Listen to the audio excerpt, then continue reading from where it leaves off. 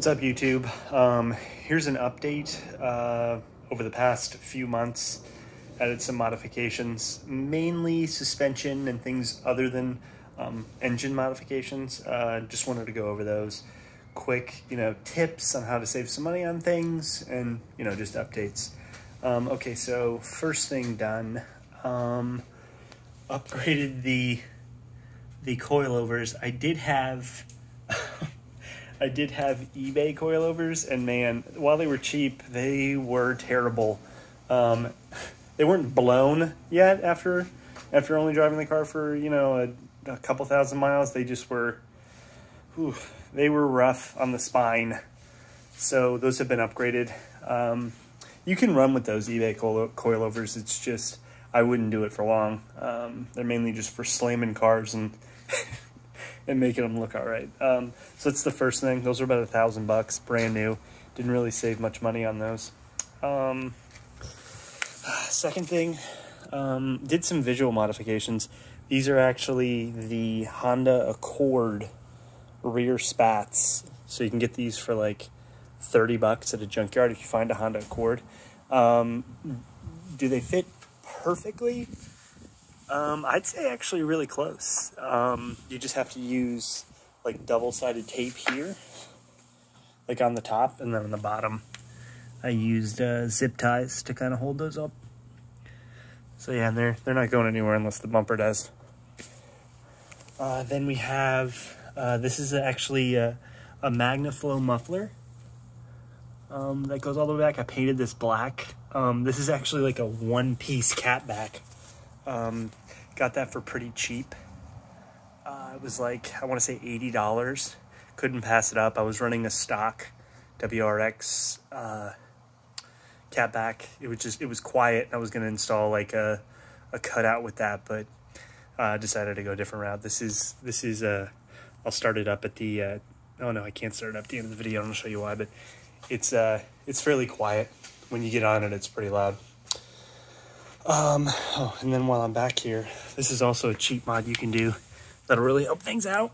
So first, the strut bar was replaced, and I showed this in other videos, with a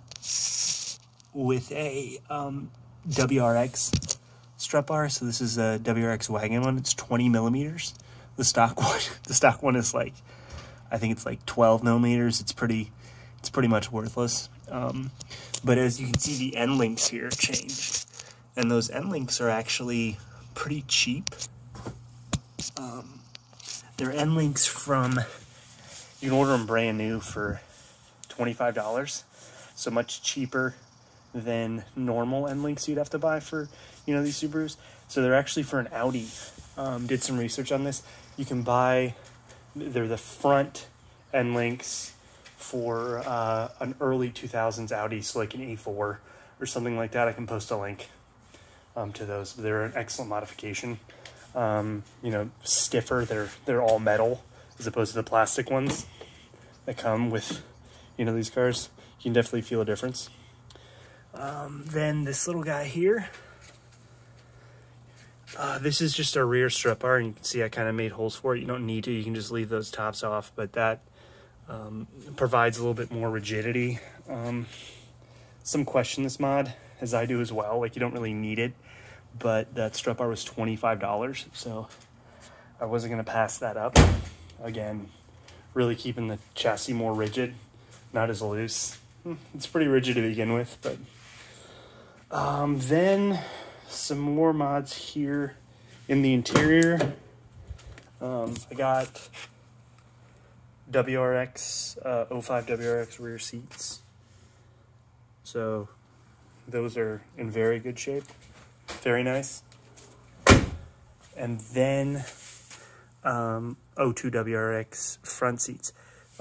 These are in great shape. And if you're looking for new front seats for these cars, the 02 WRX, some may not like that blue coloring, but it's a lot better, a lot more comfortable than any other seat you're going to find for these. So just the bolstering, kind of just like, it really hugs your body.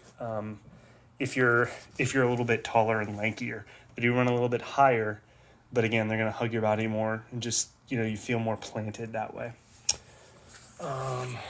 Next thing was, in previous videos, I preached getting the mechanical oil pressure gauge. And the reason being was because it's more accurate. You know exactly what's going to happen, or you know exactly what's happening with your motor, as opposed to the electronic one. A sender could fail or the gauge could fail. I actually went back to electronic, and the reason being, show you here, is because these right here actually have, hold on, I will start it.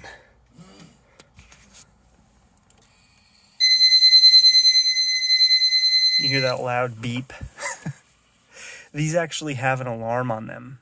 One for boost and one for actually oil temp. The reason I went with oil temp is these oil temperature gauges are actually far more accurate than the oil pressure.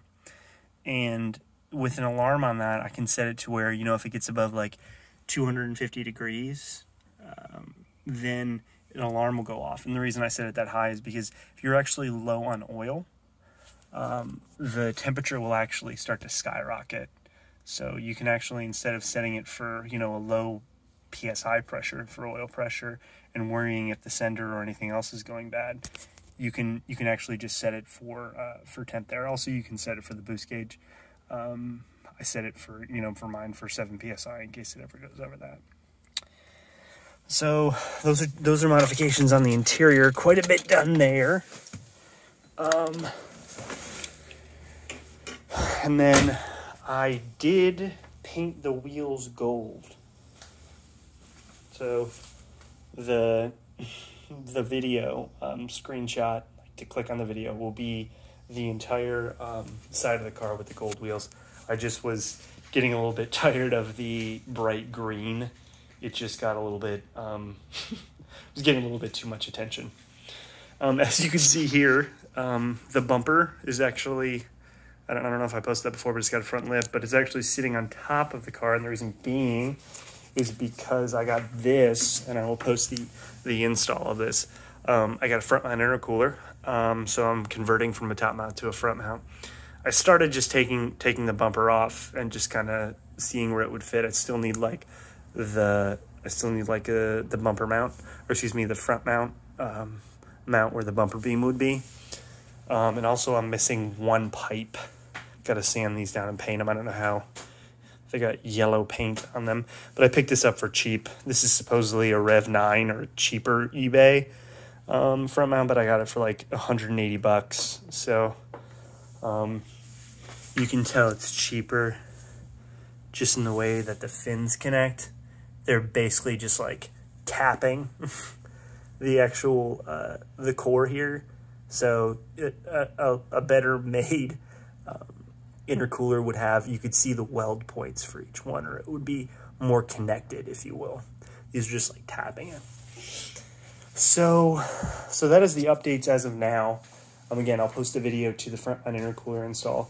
That's going to be pretty big. I will eventually, and I've been thinking about it, I will eventually do what I've done on previous cars, which is go with it eventually an STI swap, which is you know, probably a V8 or a V9 JDM motor, and then I normally swap out the interior for like a O2 WRX, like the dash and everything like that, but I'm probably not going to do that. I'm probably going to wire it up as opposed to doing a full swap, and then probably a 6-speed transmission. That'll be further down. It's like in the next like year or two. Right now, this is just like the cheap way of doing this, the cheapest way of getting like boost, power, excellent handling. Like this thing drives very well with 235 tires and stiff suspension, stiff sway bar. I just need to do a little bit more to the front end. I haven't really decided what I'm doing there. I have newer ball joints and things of that sort, but I want to just make the suspension, because as I do modifications to the motor and transmission, I mean, the suspension obviously will stay the same, so that's going to stay with the car regardless. But yeah, so that's it.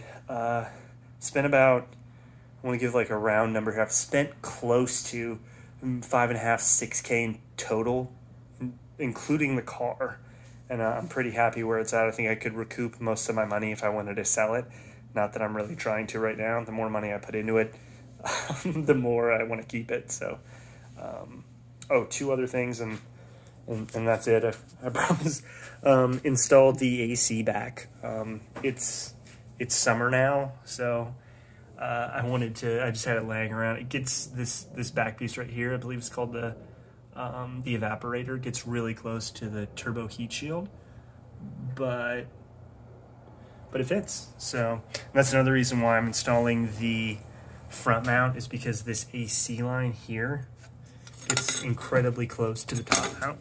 So I wanted to make sure that, you know, it wasn't going to burn it or anything like that. Okay, well, keep the questions coming. I see a lot of those coming in. I'll try to answer those as quickly as possible. But yeah, that's the update on the EJ22E Phase 1 NA to turbo conversion. So I'll keep updating you guys on the build.